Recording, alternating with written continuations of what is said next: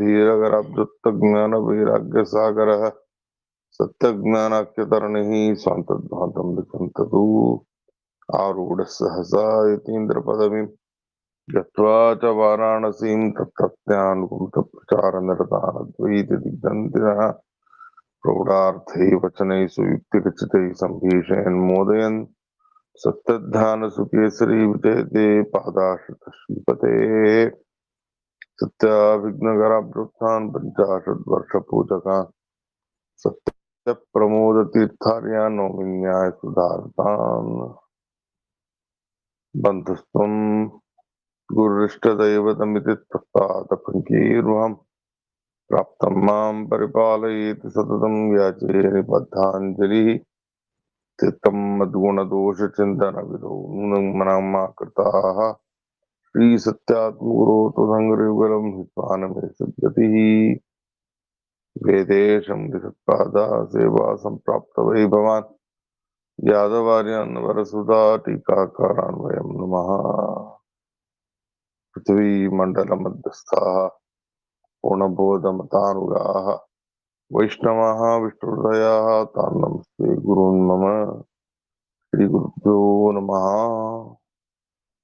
जलज्येष्ठनिभाकारम् जगदीशपदाश्रयम् जगदीतलविख्यातम् जगन्नाथगुरुं भजे हरिकथामृतसार गुरुಗಳ ಕರುಣದಿಂದ ಪೇಡುವೆ పరమ ಭಗವದ್ಭಕ್ತರಿದನಾತರದಿ ಕೇಳುವುದು శ్రీ గురుభ్యో నమ హరి ఓ 9వ పద్యం కదా అవునండి 9వ పద్యం ಹೌದಾಚಾರ್ಯ 9ನೇ సరే సరే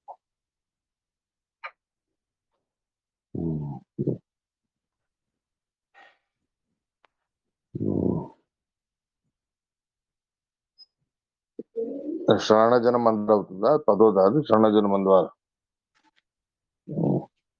ಶ್ರವಣಜನ ಮಂದಾರ ಅದು 10ನೇದು ಅದ್ರ ಮೇಲಿಂದ ಒಬ್ಬನಲ್ಲಿ ನಿಂತಾಡುವನು ಮತ್ತೊಬ್ಬನಲ್ಲಿ ನೋಡುವನು ಬೇಡುವ ನೋಡುವುದು ಅದ್ರಾಗ ಶ್ಲೋಕ ಹುಟ್ಟಿದ ಪುಸ್ತಕನಾಗ ನಾನು ನೋಡ್ತಿಂತಾರೆ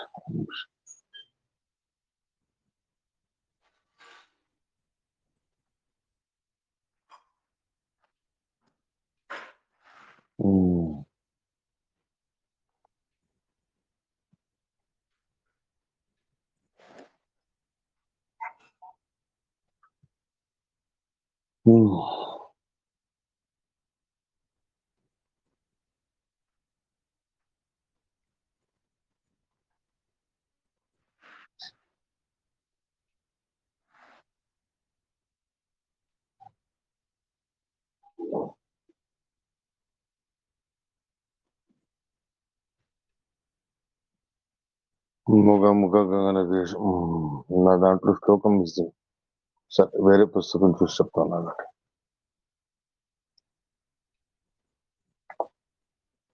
వ్యాఖ్యానం ఉంది కానీ శ్లోకం తీసేసాను ఒక పేజ్ ఏదో ప్రింటింగ్ మిస్టేక్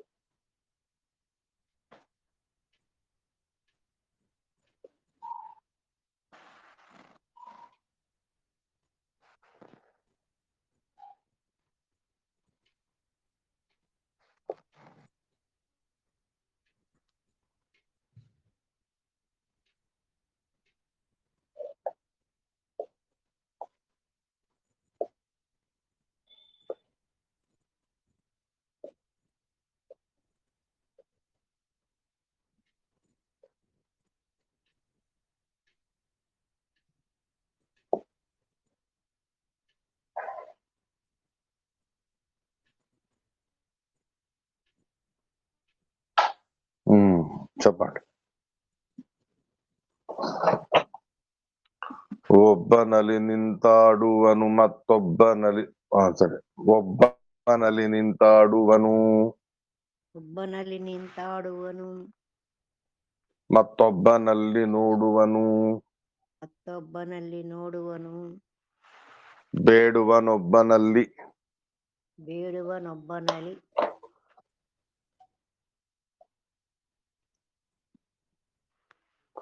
ನೀಡುವನು ಮಾತಾಡುವನು ಬೆರಗಾಗಿ ಮಾತಾಡುವನು ಬೆರಗಾಗಿ ಅಬ್ಬರದ ಹೆದ್ದೈವನಿವ ಅಬ್ಬರದ ಹೆದ್ದೈವನಿವ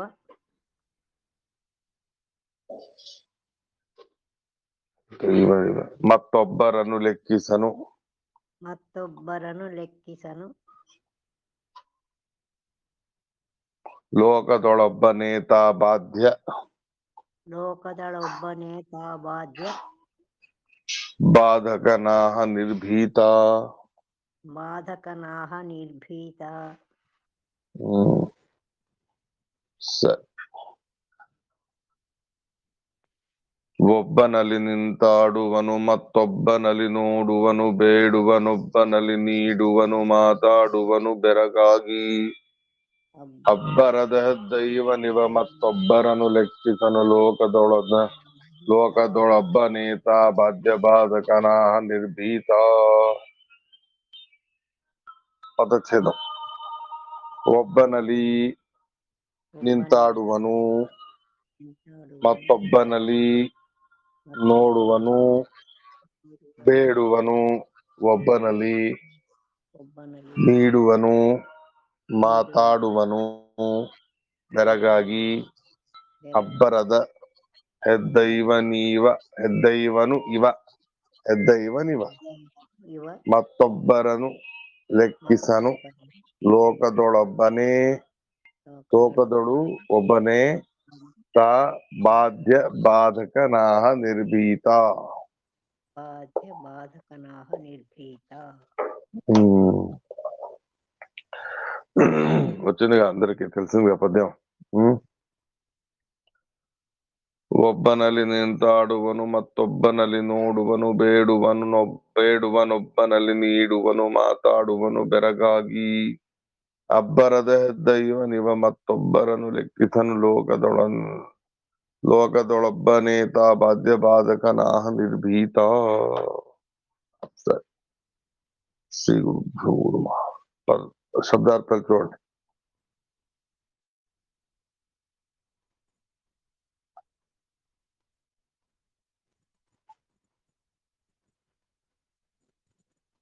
ఖుషి వచ్చాడా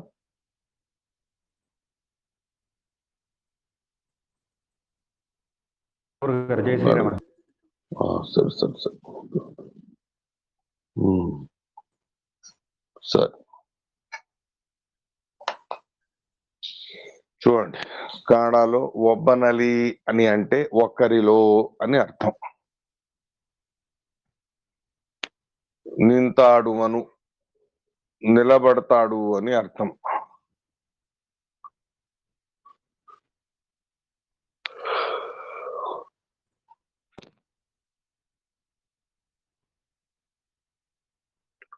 ఒబ్బనలి నింతూ ఆడువను ఒకరిలో నింతూ ఉంటూ నిలబడి అటు ఇటు నడుస్తాడు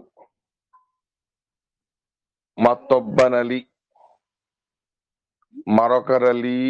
మరొకరిలో నోడువను చూస్తాడు ఒబ్బనలి బేడువను ఒకరిలో ఉంటూ అడుగుతాడు నీడువను ఒకరిలో ఉంటూ నీడువను ఇస్తాడు ఒకరిలో ఉంటూ బెరగాగి మాతాడువను అంటే ఆశ్చర్యంతో మాట్లాడతాడు బెరగాగి అంటే ఆశ్చర్యపడి మాతాడువను మాట్లాడువాడు అని అబ్బరద అంటే ఆశ్చర్యపూర్ణమైనటువంటి వాడైన హెద్దైవ సర్వోత్తముడైన వాడు హెద్దైవ అంటే దేవతలందరికీ కూడా అధికుడు సర్వోత్తముడు అయిన వాడు అని అర్థం హెద్దైవను ఇవ అటువంటి వాడైన ఈ శ్రీమన్నారాయణుడు మత్తొబ్బరను లెక్కిసను ఇంకెవరిని కూడా లెక్క చేయడు తను సర్వతంత్ర స్వతంత్రుడై ఉన్నవాడు కాబట్టి ఎవరిని కూడా లెక్క చేసే ప్రసంగం అనేది పరమాత్ముడికి లేదు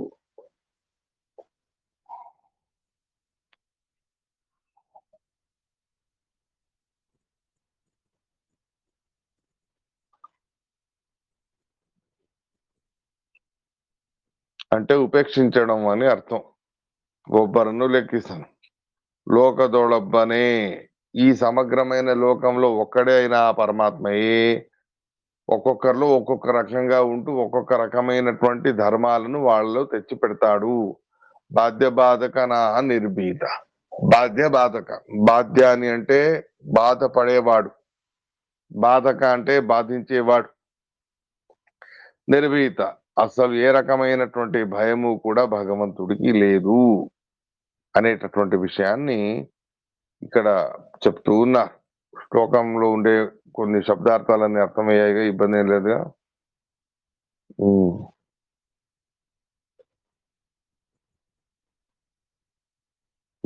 అంటే ఏంటి, మొత్తానికి ఏం చెప్పాలనుకుంటున్నారు ఇక్కడ జగన్నాథ దాసులు వారు అని అంటే, భగవంతుడే అందరిలో ఉంటూ అన్ని రకాల క్రియాకలాపాలను చేయిస్తాడు అనే అభిప్రాయాన్ని తీసుకోండి.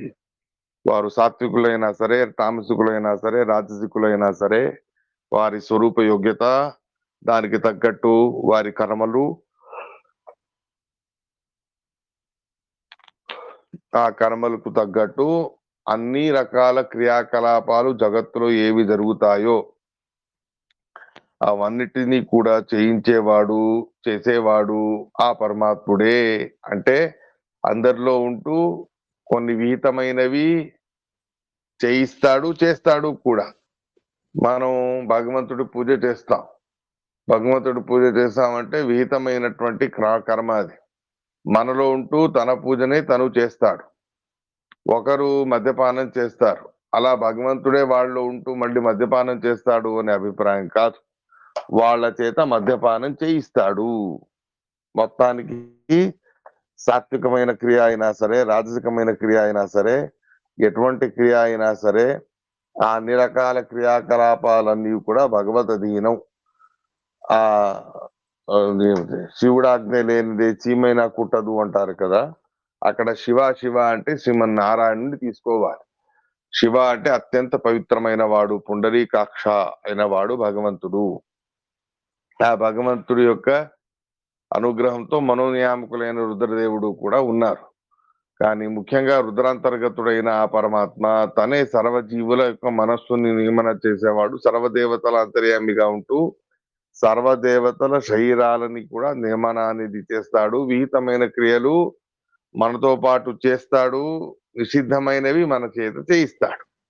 ఈ రకమైనటువంటి ఆశ్చర్యపూర్ణమైనటువంటి వ్యక్తిత్వం ఆ భగవంతుడిది అనేటటువంటి విషయాన్ని ఇక్కడ చెప్తూ ఉన్నారు.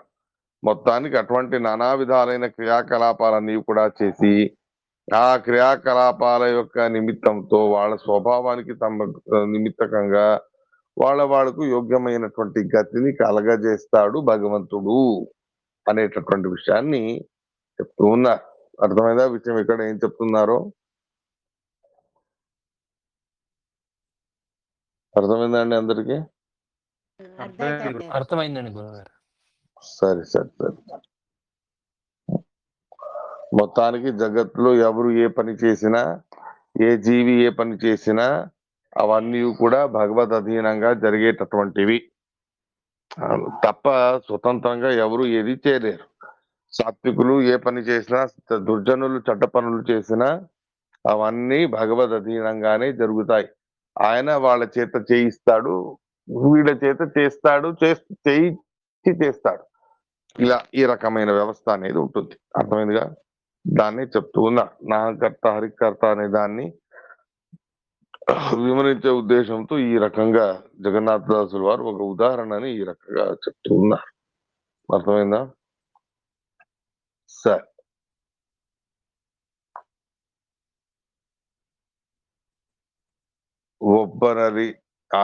ಒಬ್ಬನಲ್ಲಿ ನಿಂತಾಡುವನು ಮತ್ತೊಬ್ಬನಲ್ಲಿ ನೋಡುವನು ಬೇಡುವನೊಬ್ಬನಲ್ಲಿ ನೀಡುವನು ಮಾತಾಡುವನು ಬೆರಗಾಗಿ ಅಬ್ಬರದ ದೈವನಿವ మత్తొబ్బరను లెక్కిసను లోకదొడొబ్బనేత బాధ్య బాధకనాహ నిర్భీత. బాధ్య బాధక అనే మాటకి కూడా అదే అర్థం. ఒకళ్ళు ఉంటూ దైత్యులను భీమసేనుల వారు కొట్టారు. అయితే భీమసేనుల వారిలో ఉంటూ దైత్యులకి బాధకమయ్యాడు పరమాత్మ. భీమసేనుల వారిలో ఉంటూ భీమసేనుల వారిని నిమిత్తం చేసి వాళ్ళ చేతుల కాళ్ళలో తన చేతుల కాళ్ళు పెట్టి దైత్యులను కొట్టించాడు. అలాగే పాతక అయిన వాడు వాళ్ళలో బాధ్యత్వాన్ని అంటే భీమసేనుల వారి చేతులు మృతమయ్యేటటువంటి రీతిగా వాళ్ళకి బాధ్యత అంటే బాధ్యమైన వాడు బాధింపబడినటువంటి వాళ్ళగా దైత్యుల్ని చేశాడు అని ఈ రకంగా చెప్తూ ఉన్నారు. అర్థమైన శ్లోకంలో ఏంటిది? బాధకనాహ నిర్భీత అనేటటువంటి నిర్భీత అంటే సర్వజీవులలో సకల సందర్భాల్లోనూ అసలు భయం లేనివాడు అంటే భగవంతుడు ఒక్కడే. అలా కాకుండా మిగిలిన వాళ్ళందరికీ కూడా భయం ఉంది. లక్ష్మీదేవి నుండి మొదలుపెట్టి బ్రహ్మ సకల దేవతలు కూడా భగవంతుడికి భయపడతారు. భీషాస్మాత్ వాతప్పవతే యస్య బిభేతి స్వయం భీహి అని శ్రీమద్ భాగవతంలోనూ కూడా భీ అనే శబ్దానికి దుర్గాదేవి అని చెప్పి, ఏ దుర్గాదేవిని చూసి సకల లోకము కూడా భయపడిపోతుందో అలా దుర్గాదేవి కూడా భగవంతుడిని చూసి భయపడతారు. అలాంటి ఆ దుర్గాదేవికి కూడా భయాన్ని కలగజేసేవాడైన వాడు భగవంతుడు. అలా అని చెప్పి ఆవిడికి దోషములు ఉన్నాయి ఇత్యాదులు ఏం లేవు. భయాన్ని కలగజేసే సామర్థ్యం ఉంది. కొన్ని సందర్భాల్లో లీలాజాలంగా భయాన్ని కలగజేసింది కూడా చెబుతారు ఈ రకంగా. బ్రహ్మాది దేవతలు అయితే నిజంగానే తను భయపెట్టే ప్రసంగం అనేది బ్రహ్మదేవుడికి అజ్ఞానం ద్వివారం చతుర్వారం భయమేవిచ మొత్తం వారి ఆయుష్లో 4 మార్లు మాత్రమే భయం అనేది వారికి కలగజేశాడు భగవంతుడు. ఇక రుద్రాది దేవతలకి అడపాదడప కొంచెం మనకంటే చాలా తక్కువ, మనకైతే అతి ఎక్కువగా ఉంటుంది. పెద్ద పెద్ద దేవతలకి కాస్త అరుదుగా అయినా సరే భయపెట్టడం అనేది చేశాడు. అది ఉపనిషత్తు కూడా చెబుతుంది. భీషాస్మాత్ వాతప్పవతే భీషోదేతి సూర్య ఇత్యాదిగా వేదాల్లోనూ కూడా చెప్పబడి ఉంది. కాబట్టి బాధ్యబాధకనాహ నిర్భీత, బాధ్యబాధక అనేటటువంటి భావము ఒకరిలో ఉంటూ బాధకుడయ్యేటు చేస్తాడు, మరొకలో బాధ్యుడయ్యేటు చేస్తాడు. బాధింపబడిన వాడిలే బాధపడే వాడిలా చేస్తాడు. ఇలాంటి ఆ నిర్భీతుడైనటువంటి ఆ పరమాత్మ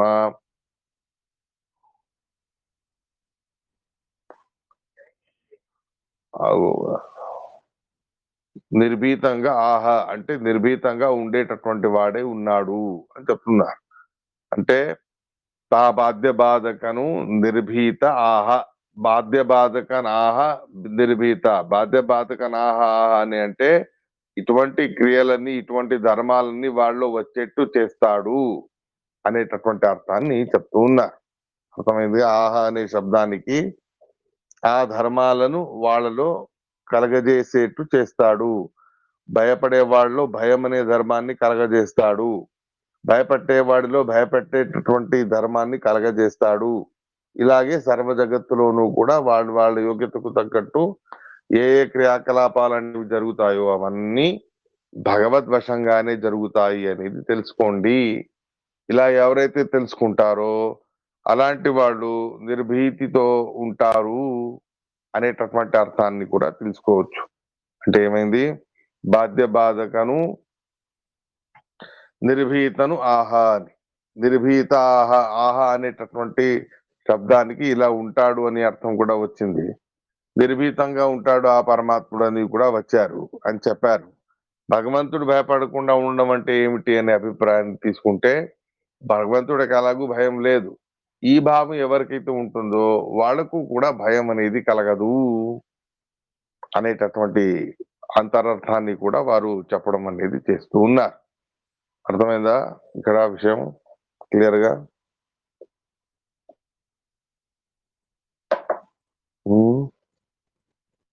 సరే. ಒಬ್ಬನಲ್ಲಿ ನಿಂತಾಡುವನು ಮತ್ತೊಬ್ಬನಲ್ಲಿ ನೋಡುವನು ಬೇಡುವನೊಬ್ಬನಲ್ಲಿ ನೀಡುವನು ಮಾತಾಡುವನು ಬೆರಗಾಗಿ ಅಬ್ಬರದ ಹೆದ್ದೈವನಿವ ಮತ್ತೊಬ್ಬರನ್ನು ಲೆಕ್ಕಿಸನು లోకదొళొబ్బనే ఆ బాధ్య బాధకనాహ నిర్భీత అని చెప్తుందా? అర్థమైందా? సరే, నెక్స్ట్ పద్యానికి వెళదాం.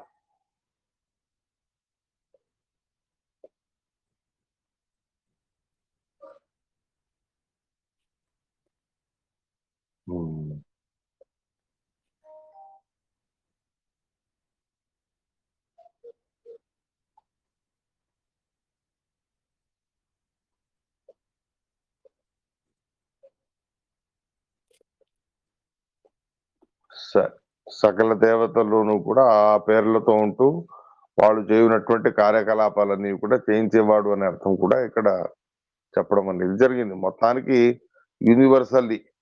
యూనివర్సల్లీ సకల జీవరాశుల్లోనూ కూడా ఉంటూ ఎవరెవరికి ఏవేవి చేయించాలో అవన్నీ చేస్తాడు. అలాంటి ఆ కేటగిరీలో బ్రహ్మదేవుడు కూడా వస్తాడు, రుద్రదేవుడు కూడా వస్తాడు. బ్రహ్మణి బ్రహ్మ రూపోసౌ రుద్రే రుద్ర రూపీచ అని ఇటువంటి భాగవత వాక్యం కూడా ఉంది. కాబట్టి ఈ రకంగా భగవంతుడు బాధ్యాదిస్తో హరినిత్యం బాధ్యతాపి గతేత్యపి యతే నతు బాధ్యత్వాత్ యదదోష యుతత్వత అని భవిష్య పర్వ అనబడే మహాభారతంలోని భాగంలోనూ కూడా ఈ మాటని చెప్పినది ఉంది. ఇలాంటి ఈ విషయాన్ని ఎన్నో రకాల శాస్త్రాల్లోనూ కూడా తెలియజేశారు. దాన్ని స్పష్టం చేశారు. ఇతడి దెబ్బ తింటాడు, ఇతడి దెబ్బలు కొడతాడు అని కొంతమంది అర్థం చేస్తారు, వ్యాఖ్యానం చేస్తారు. అది సరైనది కాదు. ఎందుకు? బాధ్యాదిస్తో హరిర్నిత్యం బాధ్యతాది గతేత్యపి యతేన తు బాధ్యత్వాత్ బాధ్య బాధకతాం గత అనే భాగవత తాత్పర్యంలో శ్రీమద్ ఆచార్యులు వారు నిర్ణయం చేసి చెప్పారు. ఏమని? బాధ్యమైన వాళ్లలో బాధ్యత్వాన్ని కలగజేసేవాడై ఉన్నాడు కాబట్టి బాధ్యుడు అని అంటారు ఈయనని. బాధకుడైన వాళ్ళలో బాధకత్వాన్ని కలుగజేస్తారు కాబట్టి బాధక అని కూడా ఈయనని అంటారు. అలాంటి ఆ సందర్భాల్లో దైత్యులను కొట్టే సందర్భంలో ఈయన కలిసి ముఖ్య ప్రాణదేవుడు వేరే వేరే వాళ్ళతో కలిసి వాళ్ళంతర్యామిగా ఉంటూ వాళ్లను నిమిత్తం చేసి కొడతాడు. కొన్ని సందర్భాల్లో దైత్యులు దేవతల్ని కొట్టడం అనేది జరుగుతుంది. అది దేవతల కర్మకు తగ్గట్టు వాళ్ళకు దెబ్బ తినాల్సిన పరిస్థితి ఉంటుంది. ఆ ప్రసంగాన్ని కూడా చూసుకొని ఏం చేస్తాడు? దైత్యుల్లో ఉంటూ యద్యపి తను దేవతల్ని కొడతాడు అనే అభిప్రాయం కాదు, దైత్యుల్ని నిమిత్తం చేసి ఆ దేవతల మీద ప్రహారం అయ్యేట్టు వాళ్ళ యొక్క బాడీని ఆ రకంగా కంట్రోల్ చేసి తను చేస్తాడు అనే అభిప్రాయం తీసుకోవాలి. మొత్తానికి విహితమైనవి తను చేస్తాడు, చేయిస్తాడు. నిషిద్ధమైనవి చేయడు, చేయిస్తాడు మాత్రమే అనేది సూక్ష్మంగా మనం తెలుసుకోవాలి. అర్థమైందా పాయింట్? సరే, 10వ పద్యానికి వెళదామా?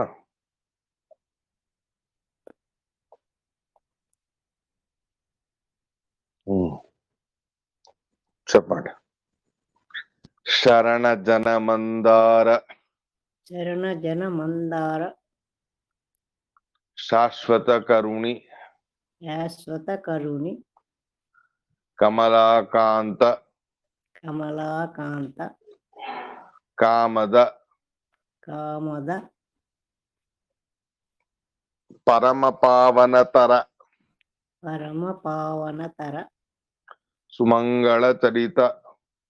సుమంగళ చరిత పార్థసఖా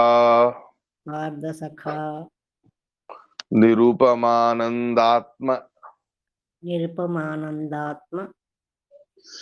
నిర్గత దురిత దేవ వరేణ్యనందాదరది కరయలు ಬಂದೊದಗುವನು ತನ್ನವರ ಬಳಿಗೆ.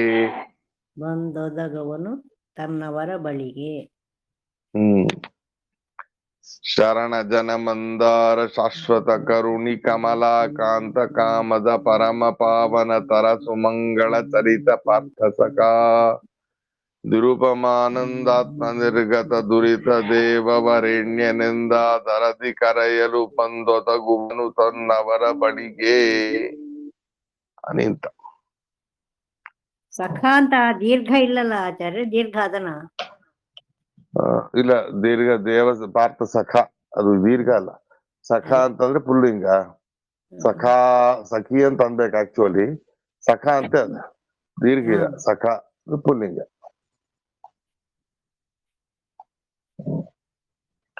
పదచ్ఛేదం చూడండి. శరణ జన మందార శాశ్వత కరుణి కమలాకాంత కామద పరమ పావనతర సుమంగళ చరిత పార్థసఖ నిరుపమానందాత్మ నిర్గత దురిత దేవ వరేణ్యనెందు ఆదరది ಕರೆಯಲು ಬಂದೊದಗುವನು ತನ್ನವರ ಬಳಿಗೆ. శబ్దార్థాలు చూసుకోండి. శరణ జన మందార.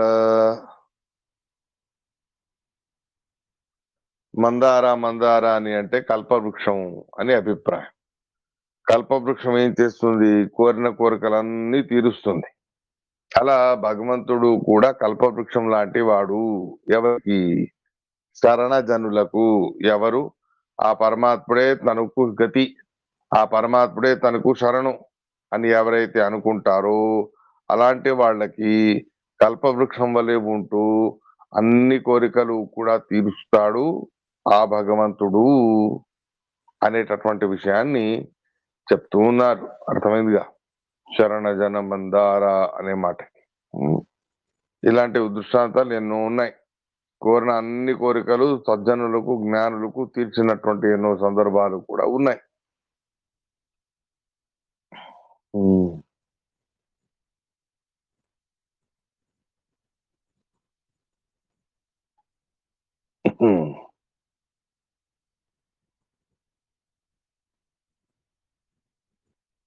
శరణాగతి అనే దానికి శ్రీమద్ ముద్రాచార్యులు వారు కూడా ఎగ్జాక్ట్ డెఫినేషన్ కూడా ఇచ్చారు.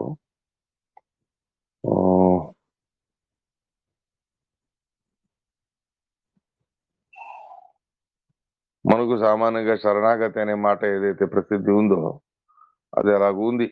అంత మాత్రమే కాకుండా శరణాగతి అంటే తదీయోహం ఇతి స్మృతి శరణాగతి రేషా స్యాత్. నేను ఆ పరమాత్ముడికి సంబంధించిన వాడిని, ఆ పరమాత్ముడు నాకు స్వామి అయి ఉన్నాడు. రక్షతీత్యేవ విశ్వాస. నన్ను ఎల్లవేళలాను కూడా రక్షించేవాడు ఆ పరమాత్మ. ఇత్యాదిగా ఏవైతే భావనలు ఉన్నాయో ఆ అన్ని రకాల భావనలను శరణాగతి అని అంటారు. గీతా వ్యాఖ్యానం చేసేటప్పుడు శ్రీమదాచార్యుల వారు శరణాగతి అనే మాటకి ఈ రకంగా వ్యాఖ్యానం చేశారు. తదీయోహం ఇది స్మృతి. నేను ఆయన దాసుణ్ణి, ఆయనే నాకు రక్షకుడు, ఆయన ఎల్లవెళ్ళలా నన్ను కాపాడుతాడు, ఆయనే నాకు గతి అనేటటువంటి విషయాన్ని మనసులో పెట్టుకొని భగవంతుడు ఉపాసన చేసే వాళ్ళని ఆ భావననే శరణాగతి అని అంటారు అనేటటువంటి విషయాన్ని చెప్తూ ఉన్నా.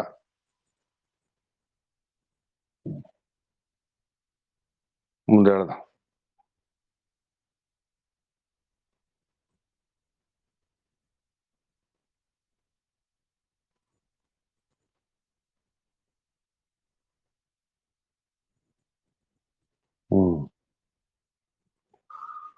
శాశ్వత కరుణి.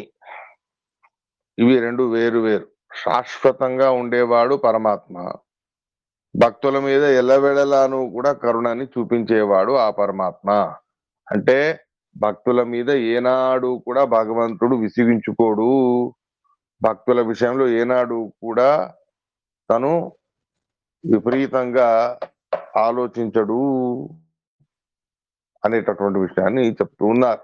శాశ్వత కరుణి అంటే సదా భక్తుల విషయంలో కరుణాపూర్ణంగానే పరమాత్ముడు వ్యవహరిస్తాడు అనేటటువంటి విషయాన్ని చెప్తూ ఉన్నారు.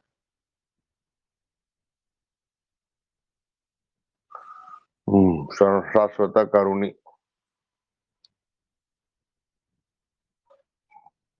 ఈయన పరమ పావన తర. ఇంకేం చెప్తున్నారు జగన్నాథదాసులు వారు ఇక్కడ? పరమ పావన తర అని అంటున్నారు. పావన పావన అంటే పవిత్ర అని అర్థం.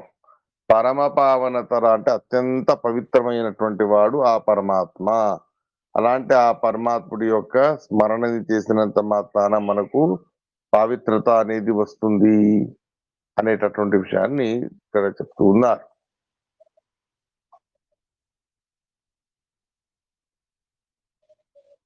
ಕಮಲಾಕಾಂತ ಕಾಮದ ಹೇಳಿಲ್ಲ. ಹೇಳ್ತೇನೆ ಅದು ಹೇಳ್ತೇನೆ.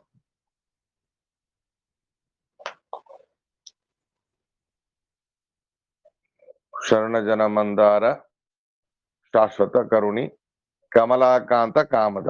కమలాకాంత అని అంటే లక్ష్మీపతి అనేది స్పష్టంగా ఉంది, ఈజీగానే ఉంది. కమల అంటే లక్ష్మి, లక్ష్మీకాంత అంటే పరమాత్ముడు నారాయణుడు అనే అభిప్రాయం. కమలాకాంత కామద అని అన్నారు. కామద అని అంటే కోరికలన్నీ తీర్చేటటువంటి వాడు అనేటటువంటి విషయాన్ని చెప్తూ ఉన్నారు. లేదా కమలాకాంత కామద కమల లక్ష్మీ అమ్మవారి విషయంలో ఎప్పుడూ కూడా పరమాత్ముడు మనోహరంగానే ఉంటాడు. అంత మాత్రమే కాకుండా ఆవిడ యొక్క సర్వ కోరికలను కూడా ఆయన తీరుస్తాడు అనే అభిప్రాయాన్ని అయినా తీసుకోండి. కమలాకాంత కామద అన్ని రకాల కోరికలు తీర్చేవాడు ఆయన. పరంపావనతర అంటే అత్యంత పవిత్రమైన వాటి కంటేను పవిత్రమైనటువంటి వాడు నారాయణుడు. ఆయన పవిత్రంగా ఉండడం మాత్రమే కాదు, ఆయన చరిత్ర కూడా అత్యంత మంగళకరమైనది, శుభకరమైనది. సుమంగళ చరిత అని చెప్తున్నారు. అత్యంత సుమంగళకరమైన చరిత్ర ఆయనది. ఆయన చరిత్రని వింటే చెప్పితే మనకందరికి మంగళం అనేది కలుగుతుంది అనే అభిప్రాయాన్ని చెప్తున్నారు. సుమంగళ చరిత. పార్థ సఖ అని అన్నారు. పార్థ అంటే అర్జునుడు. అర్జునుడికి స్నేహితుడై ఉన్నవాడు ఆ పరమాత్మ. ఆ రకంగా అర్జునుడి యొక్క విషయంలో ఎలా స్నేహితుడిని వల్ల నడుచుకున్నాడో అలాగే సర్వభక్తుల విషయంలోనూ కూడా వారి వారి యోగ్యతకు తగ్గట్టు స్నేహితుడిలాగానే నడుచుకుంటాడు పరమాత్మ. అవిజ్ఞాత సఖ అనేటటువంటి విషయాన్ని భాగవతంలో చెప్పి ఉన్నారు. అది పురంజన అనబడే జీవుడికి అవిజ్ఞాత సఖగా ఉన్నాడు నారాయణుడు అని అక్కడ చెప్పారు. అయితే అదే అన్నిటికీ అప్లై అవుతుంది. మనకందరికీ కూడా పరమాత్మ సఖ స్నేహితుడైన వాడే. అంటే నిర్నిమిత్తంగా నిస్వార్థంగా మనతో స్నేహపూర్ణంగా ఉండేటటువంటి వాడు. అయితే ఆ పరమాత్ముడి గురించి మనకు తెలియదు. అవిజ్ఞాత సఖగానే ఆయన ఉంటాడు. కానీ పార్థుడికి అర్జునుడికి ఆయన తెలుసు. ఆ రకంగా మనకు కూడా స్నేహితుడై ఉన్నాడు. ఆయనకొక్కడికే అని కాదు, మనకు కూడా స్నేహితుడై ఉన్నాడు. మన యోగ్యతకు తగ్గట్టు మనతో స్నేహం చేస్తాడు అనే విషయాన్ని తెలుసుకోవాలి. పార్థసఖ నిరుపమ ఆనందాత్మ. ఆయన ఆనందం ఎంతుంది భగవంతుడికి అంటే దానికి ఉపమా ఇవ్వడానికే రాదు, ఉదాహరణ ఇవ్వడానికే రాదు. అత్యంత అసదృశమైన యునీక్ అయినటువంటి ఆనంద స్వభావం ఆ పరమాత్ముడికి ఉంది. ఆనందపూర్ణుడై ఆనందమే స్వభావంగా ఉన్నవాడై ఆనందాది గుణగణాలతో ఆనందాది గుణగణాల స్వభావముగా ఉన్నాడు ఆ పరమాత్మ అని చెప్తున్నారు. నిరుపమానందాత్మ నిర్గత దురిత. కేవలం ఆనందం మాత్రం ఉంది అని కాదు, రెండూ ఉన్నాయి. నిర్గత దురిత అన్ని రకాల దుఃఖం, కష్టం, దోషములు, అనిష్టములు మొదలైనవన్నీ కూడా పరమాత్ముడికి లేవు అనేటటువంటి విషయాన్ని కూడా తెలుసుకోవాలి. ఇవి రెండు చాలా ముఖ్యమైనటువంటి గుణాలు అని చెబుతారు. ఆనందాది అనంత గుణపూర్ణుడై ఉన్నాడు. ఆనందాత్మకమై ఆనందాది గుణ స్వరూపమై ఉన్నాడు. అలాగే నిర్దుఃఖ స్వరూపము కూడా అయి ఉన్నాడు ఆ పరమాత్మ. ఏ దోషములు ఆయనలో లేవు, ఏ దుఃఖములు ఆయనలో లేవు. రెండూ కూడా ఆ పరమాత్ముడికి ఉన్నాయి అనేటటువంటి విషయాన్ని చెప్తూ ఉన్నారు. ఇవి రెండు చాలా ఇంపార్టెంట్ అయినటువంటి గుణాల ఉపాసన. పరమాత్ముడివి అనంత గుణాలు ఉన్నాయి. శౌర్యం, సౌందర్యం, ఆనందం, కరుణ మొదలైనవి నానా రకాలుగా ఉన్నాయి. అయితే ఆయనకి చాలా ఇష్టమైనటువంటి మన దగ్గర ఎక్స్పెక్ట్ చేసేటటువంటి ఉపాసన అంటే ఇదే. ఆనందాది గుణాలతో ఆయన పరిపూర్ణుడు మరియు నిర్గత దుఃఖ నిర్గత దురిత. నానా రకాలుగా దురితాలు, కష్టాలు, వివిధ ప్రకారంగా దోషాలు ఇవన్నీ లేనివాడు అని చెప్తున్నారు. ఇలాంటి ఆ పరమాత్ముడిని దేవవరేణ్య అని ఆదరది. దేవవరేణ్య అని ఆదరపూర్వకంగా భక్తిపూర్వకంగా రమా బ్రహ్మాదులందరికీ కూడా వరణీయుడై ఉన్నవాడు, రమా బ్రహ్మాదుల కంటేను కూడా శ్రేష్టమై ఉన్నవాడు, హరి సర్వోత్తముడైన వాడు అనేటటువంటి భావనతో ఆదరపూర్వకంగా మనం పిలిస్తే తన వరబడిగే తన భక్తుల యొక్క సమీపానికి బందొదగువను వెంటనే పరిగెత్తుకుంటూ వచ్చి రక్షణ చేస్తాడు ఆ పరమాత్మ. వెంటనే వచ్చేస్తాడు మన దగ్గరికి అని చెప్తున్నారు. అన్ని కలిపి ఈ విషయాన్ని అన్వయం చేసుకోవాలి. శరణ జన మందార ఏ శాశ్వత కరుణి కమలాకాంత కామద పరమ పరమ పావనతర సుమంగళ చరిత పార్థసఖ నిరుపమానంద ఆత్మ నిర్గత దురిత హే దేవవరణ్య సర్వోత్తమ అని ఆదరపూర్వకంగా పిలిస్తే బంధోదగువను తన్నవ వెంటనే వచ్చేస్తాడు ఆ పరమాత్మ. ఎవరెవరిని ఏ ఏ పేరుతో పిలవాలో వారిని ఆ పేర్లతో పిలవాలి. అయితే భగవంతుడికి అనంత నామములు ఉన్నాయి.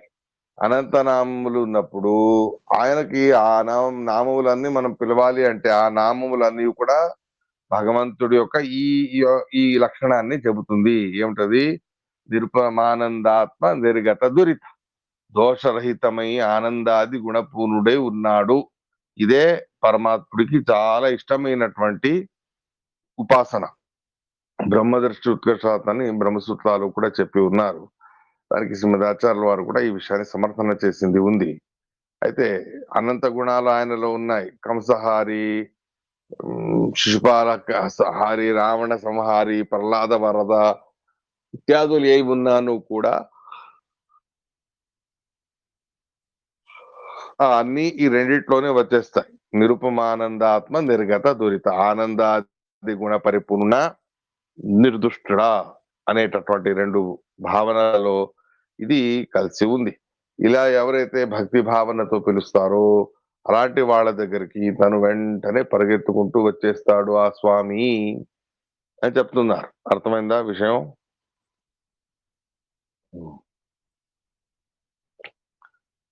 సరే చూడండి. ఏమిటి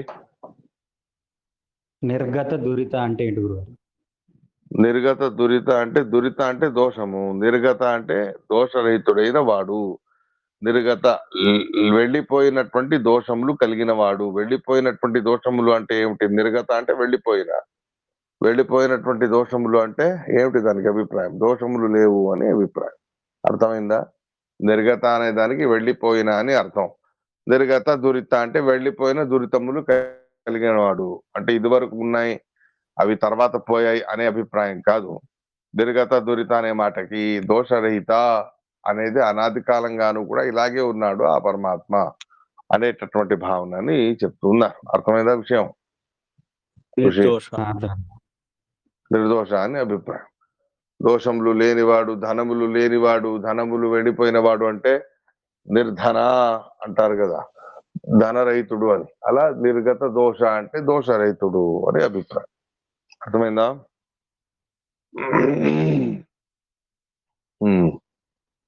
అందరికి అర్థమైందిగా విషయం క్లియర్ గా?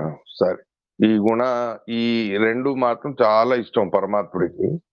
కాబట్టి నిర్దోష అనంత ఆనందాది గుణపూర్ణ అనే భావన ఎప్పుడు పరమాత్ముడి విషయంలో మనం స్మరణలో పెట్టుకొని, స్మృతిలో పెట్టుకొని ఈ రకంగా ఉపాసన అనేది చేయాలి. భక్తితో పిలిస్తే ఎవరు పిలిచిన వెంటనే వచ్చేస్తాడు. గజేంద్రుడు పిలిచాడు వచ్చేసాడు, ద్రౌపది పిలిచింది వచ్చేసాడు, కుంతిదేవి గారు పిలిచారు వచ్చేసాడు. అలా మనం మన యోగ్యతకు తగ్గట్టు పరిపూర్ణమైన భక్తితో పరమాత్ముని పిలిస్తే వెంటనే ఆయన వచ్చి మనకు దర్శనాన్ని ఇచ్చి రక్షణాదులను చేస్తాడు అనే అభిప్రాయాన్ని చెప్తూ ఉన్నారు. అర్థమైందా విషయం ఇక్కడ?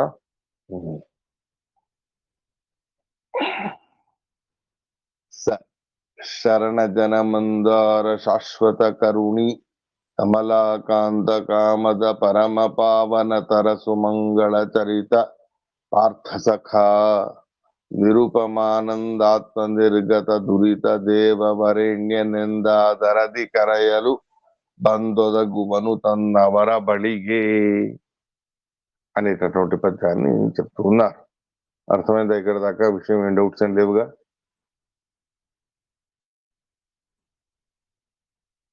సరే,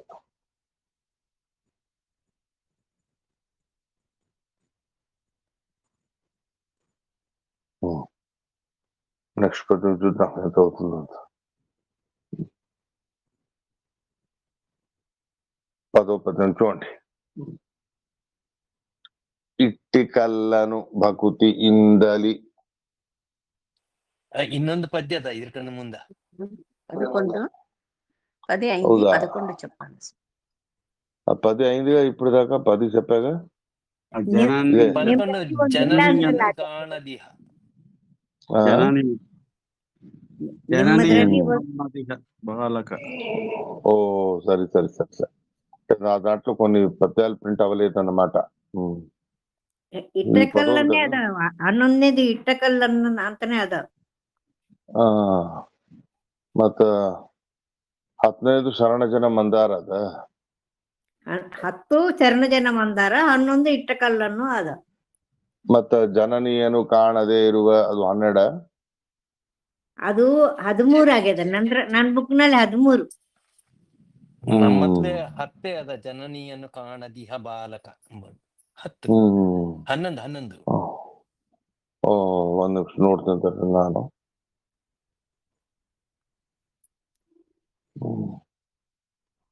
ఒక్కసారి చూస్తాను.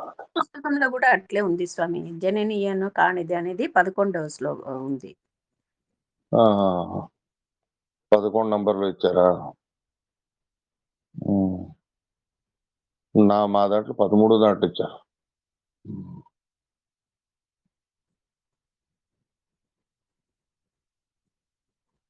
ఉమ్, 13 పద్యంలో మీకు ఇవి ఉన్నాయా మళ్ళీ పైన చెప్పినవి? శరణ జన మందార ఉన్నాయి స్వామి, ఉన్నాయి స్వామి. ఏ నంబర్లు ఉన్నాయి? అది వచ్చేసి శరణ జన మందార అనేది 10వ శ్లోకం స్వామి.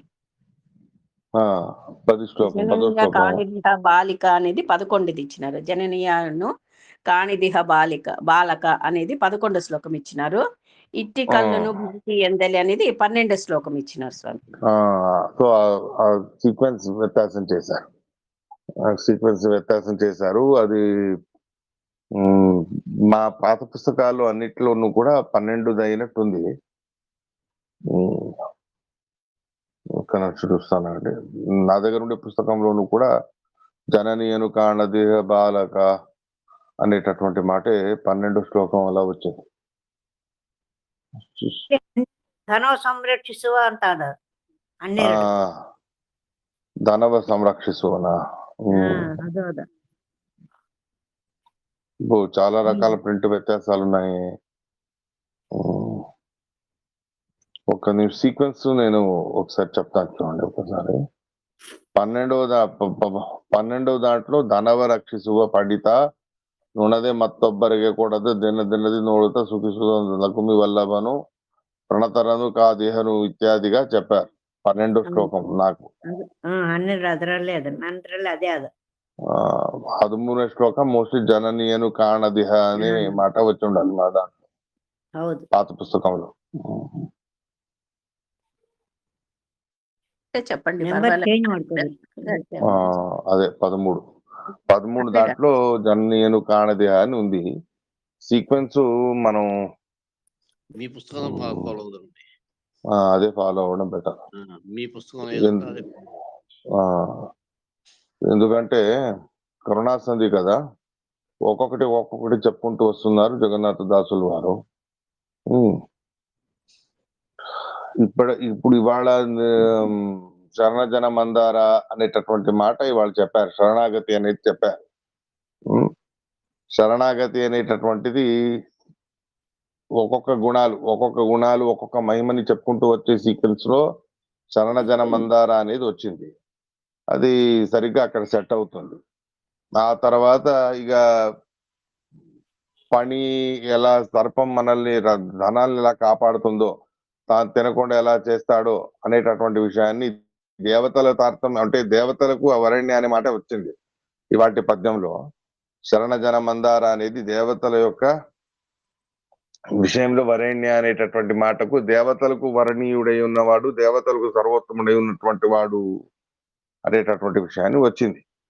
ఇక ఇట్టి కళ్ళను భక్తి ఇందలు కొట్ట భక్తికి వచ్చి అని ఈ దానికి ఇది సీక్వెన్స్ సరిపోతుంది. ఎందుకు అంటే భక్తితో ఆదరది కరేలు బందొదగువను అని అన్నారు కదా. భక్తితో ఈ రకంగా హే సర్వోత్తమ గుణపూర్ణ స్వామి దేవవరణ్య వచ్చి కాపాడయ్యా అని అంటే వెంటనే వచ్చేస్తాడు అని చెప్పారు 10వ పద్యంలో. అలా వచ్చేసారని చెప్పడం కాదు, వచ్చారు అని నిదర్శనం కూడా ఇవ్వాలిగా.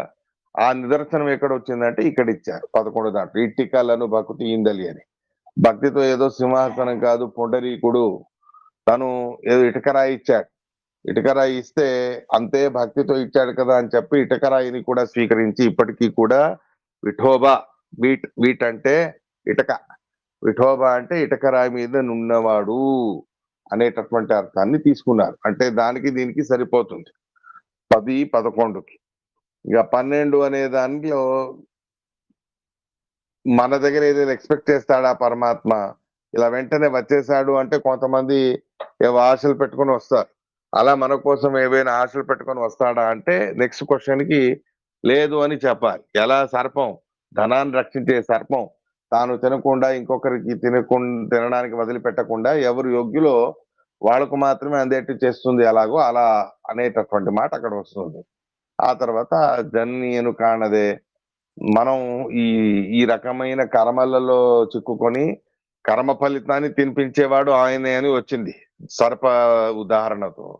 కర్మ ఫలితములు తినిపించేవాడు ఆయనే అని వచ్చింది. కర్మ ఫలితాలను తినేటప్పుడు అన్ని మంచివే ఉండవుగా, చెడ్డవి కూడా ఉంటాయి. ఆ చెడ్డ కర్మలను అనుభవించే సందర్భంలో మళ్ళీ ఎలా మన పరిస్థితి అంటే, ఎలా అయితే తల్లి కనిపించకపోయేసరికి పిల్లవాడు భయపడిపోతాడో, అలా మనం ఈ కర్మల చక్ర వ్యూహంలో చిక్కుకొని భయపడిపోయినప్పుడు ఆయన చూసి సమయానికి వచ్చి మమ్మల్ని కాపాడుతాడు అనే సీక్వెన్స్ సరిపోతుంది. అంటే కాంటెక్స్ట్ వైజ్ నేను చెప్తున్నాను. కాబట్టి 10వ దాంట్లో జన మందార అనేది పెట్టుకోండి, కొంచెం నంబర్స్ వేరే వేరే వేసుకోండి. ఇట్టికలను అనేది 11లోనే పెట్టుకోండి. అర్థమైంది నేను చెప్పింది విషయం? నేను చెప్పు ఇక్కడ దాకా. స్వామి అలాగే స్వామి. సరే 11వ శ్లోకం రేపు చెప్పుకుందాం. అది ఇట్టికలను భగుతి ఇందలి కొట్ట భగుతని అని. సరే ఇవాళ దాంట్లో డౌట్స్ లేవు ఇక్కడ దాకా. మంచిది.